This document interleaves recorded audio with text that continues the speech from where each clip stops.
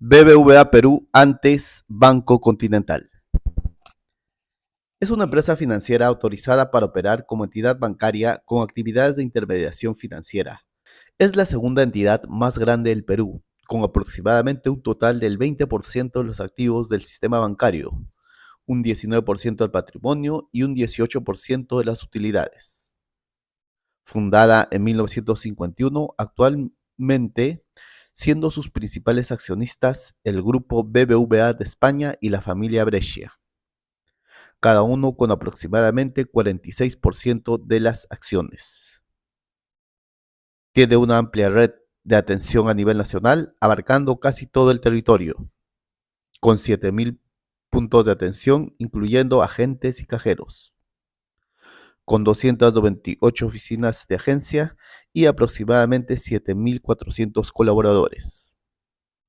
Su actividad principal es la captación de depósitos, como el otorgamiento de créditos y todas las actividades relacionadas con la intermediación financiera. Y en menor medida, actividades como la inversión y gestión de activos financieros, servicios de gestión de patrimonio y asset management, operaciones y cobertura en divisas y tasas de interés, administración de tarjetas, servicios al comercio exterior, servicios de cobranzas y transferencias, administración de fideicomisos, etc. Descripción del negocio. El negocio principal del banco consiste en captar recursos de terceros, así como capital propio, y prestarlos a otros terceros o invertirlos. La actividad principal, la intermediación financiera, consiste en obtener recursos de terceros al menor costo posible y prestarlos a otros a una tasa mayor, asegurándose que el dinero sea devuelto, donde la utilidad sale del diferencial de tasas entre lo que se paga por el dinero recibido y lo que se obtiene del dinero entregado, tratando de mantener la mora en mínimos. Para ello deben de asignar los créditos con la mayor investigación posible y cubriéndose con garantías reales en caso de impago. La especialización y el talento humano, así como un soporte tecnológico, tanto frente al cliente, vía múltiples canales de atención, como en el manejo de las operaciones internas, son decisivas en el negocio bancario, que cada vez se hace más digital, donde el manejo y aprovechamiento de la Big Data se hace esencial. Los créditos en el Perú se pueden clasificar en 4 grandes grupos: corporativos, pymes, hipotecario y consumo personal. El banco participa en los 4 grupos anteriores con un enfoque tanto en clientes empresariales como en personas. Como actividad de menor magnitud podemos mencionar el manejo que se hace con los fondos que quedan disponibles, vía inversiones conservadoras y líquidas en el BCR como en bonos soberanos principalmente. Y como grupo final, los cobros de comisiones y tarifas por servicios financieros diversos, como la administración de tarjetas de crédito, por las cobranzas y las transferencias, por el cambio de divisas, etc. Estos suelen ser muy rentables, donde es vital generar economías de efecto red que atrapen a los clientes y los tengan cautivos en sus ecosistemas, como en sus productos. Los productos. Los préstamos son su producto principal y se puede dividir en 4 grandes grupos. Veámoslos. Corporativo, enfocado en la gran empresa. Son préstamos a tasas bajas, algunos puntos más que la tasa referencial, por la capacidad de repago de estas, así como que la mayoría cuentan con garantías, sean físicas o de flujos. La rentabilidad es poca, pero el ratio de morosidad también es mínimo. Pyme, enfocados en las pequeñas empresas, con tasas de interés más altas, incluso a pesar de que muchas también tienen garantías, porque el riesgo de devolución es mayor. Hipotecario, para financiar la compra de vivienda con tasas también bajas porque existe la garantía del inmueble a ser financiado. Consumo son préstamos, líneas de crédito, etcétera, para consumo personal y de libre disponibilidad. La mayoría se otorga sin garantías por un monto acotado. Si bien presentan la mayor rentabilidad, sus índices de morosidad son los más altos. Por el lado de la captación de recursos, los podemos dividir en tres grupos. Obligaciones con el público, donde captan tanto de personas como de empresas no financieras vía productos como las cuentas de ahorro, depósitos a plazo y a la vista. Las tasas de interés que ofrecen varían de producto a producto dependiendo de varios factores como la libre disponibilidad, la moneda, el plazo, etc. Los adeudos son obligaciones financieras asumidas mayormente vía instrumentos financieros como bonos, préstamos indicados o financiamiento vía organismos gubernamentales o internacionales. Y tercero, y en menor medida, los depósitos que hacen otras instituciones financieras como otros bancos en sus cuentas de ahorro, plazo o vista. Además, hay otra serie de productos como tarjetas, transferencias, cambio de divisas, recaudo, gestión de patrimonio, inversiones, cobertura con derivados, fideicomisos y un largo etcétera. Fortalezas y oportunidades. Forma parte de un casi oligopolio natural de 4 grandes bancos, donde el 83% de los créditos los tienen estos 4 y el 82% de los depósitos del público, teniendo un gran alcance, poder de negociación y las ventajas de tener pocos competidores a su altura. El respaldo de sus accionistas, sobre todo el grupo BBVA de España, uno de los bancos más importantes de Europa, con un alcance continental también fuerte en Latinoamérica, que incluso le permite financiarse en moneda extranjera a tasas bajas. La percepción de solidez y confianza con el público peruano, tras décadas de funcionamiento sin grandes sobresaltos, sobreviviendo a años turbulentos como los 70s y 80s.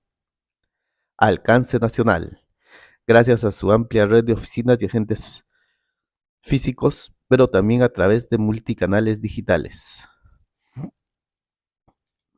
La posibilidad de crecer en otros nichos de mercado más allá de la intermediación financiera, ahora predominante. La banca de inversión es un claro ejemplo de los bancos más grandes a nivel mundial. La esperanza de que la economía peruana pueda volver a crecer a ritmos del 4%, de forma que vuelva a crecer la demanda de créditos y bajen los ratios de impago.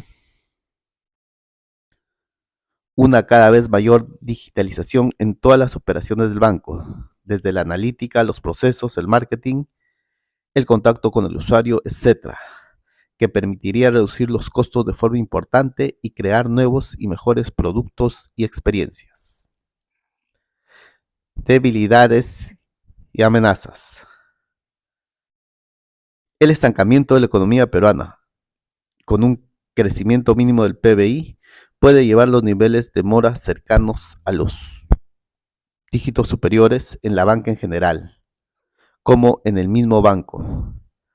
Además de que no favorece el crecimiento del negocio principal, el otorgamiento de crédito, que no son demandados en este escenario económico. Medidas populistas del gobierno que puedan afectar tanto la discrecionalidad para fijar las tasas de crédito a un nivel adecuado o incluso en un gobierno radical que podría rebajar la obligación de devolver los préstamos, entre otras medidas. La ya limitada capacidad de la economía peruana en su estado actual para seguir haciendo crecer los créditos con respecto al PBI. Después del boom crediticio que hubo a partir del 2004, donde el ratio de deudas financieras sobre PBI alcanzaba solo el 10%, esta ha llegado a crecer hasta el 50%. Pero la subida nominal ha sido incluso mayor. En lo que va de los 24 años de este siglo, el crédito bancario en el Perú se multiplicó por alrededor de 40 veces.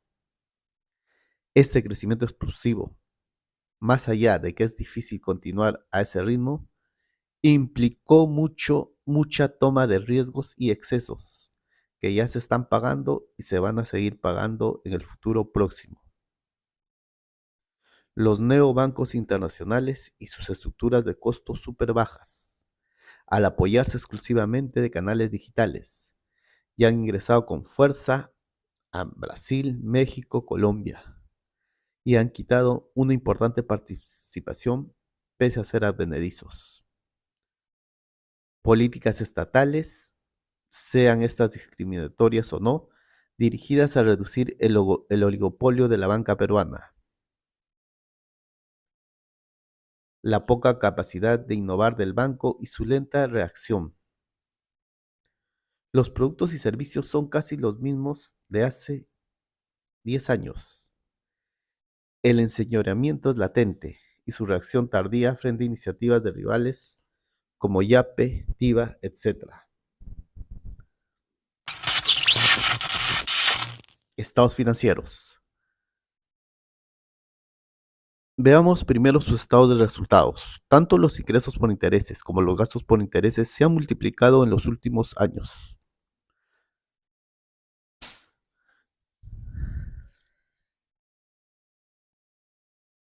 Al principio por el crecimiento fuerte de la demanda que había y luego por las altas tasas de los últimos años, dando un saldo positivo final para la empresa. Sin embargo, las provisiones o las pérdidas esperadas por impagos se han casi cuadruplicado, como tiene efecto el estancamiento económico de los últimos años y el excesivo, rápido crecimiento de las carteras en las últimas 2 décadas. Ha tenido un crecimiento acotado en el neto de ingresos versus gastos por los servicios financieros, un poco mayor en las operaciones en inversiones, derivados, divisas, etc. Y los gastos administrativos también casi se han duplicado. Al final, la utilidad ha subido casi constante, salvo el tropezón del COVID que afectó el 2020 como a casi todas las empresas del mundo. Pero la utilidad neta no ha llegado a superar el 50% de crecimiento en este lapso. El balance general es el típico de un banco, donde los pasivos son varias veces el patrimonio, debido a que son negocios altamente apalancados. La mayoría de los activos son los créditos otorgados y de ahí el disponible, que es liquidez o cuasi liquidez, y las inversiones que están disponibles si es necesario para venderlas. Los pasivos más que todo son las obligaciones con el público y el patrimonio es más que todo su capital, que sumado a otras cuentas debe tener un ratio mayor a lo exigido por la SBS para que no cometa excesos en su apalancamiento y muestre solidez en sus cifras. La empresa ha sido muy constante en entregar beneficios a sus accionistas, dando dividendos cada año. Antes en promedio eran el 10% de la cotización vigente a esa fecha, pero esta fue reduciéndose hasta hacerlos cercanos al 5%.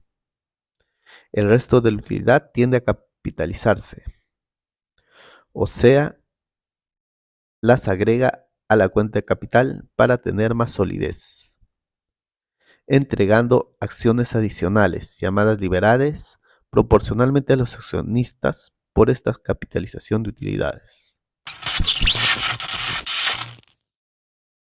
Como la empresa ha entregado dividendos y liberadas todos los años, estas deberían ser incluidas en las cotizaciones de los gráficos en Internet, porque en los charts que aparecen no se hace justicia al real beneficio de los accionistas. El que presentamos netea las liberadas pero no los dividendos, así que habría que sumarlos en cada punto que aparece. Ha estado bastante plano en estos últimos 10 años, con puntos bajos en el 2015 con la caída de los mercados emergentes, China, que incluyó también al Perú, así como la época del COVID y de la elección de Castillo. Si algún día sale ese rango lateral, para arriba o para abajo, puede ser bastante violento.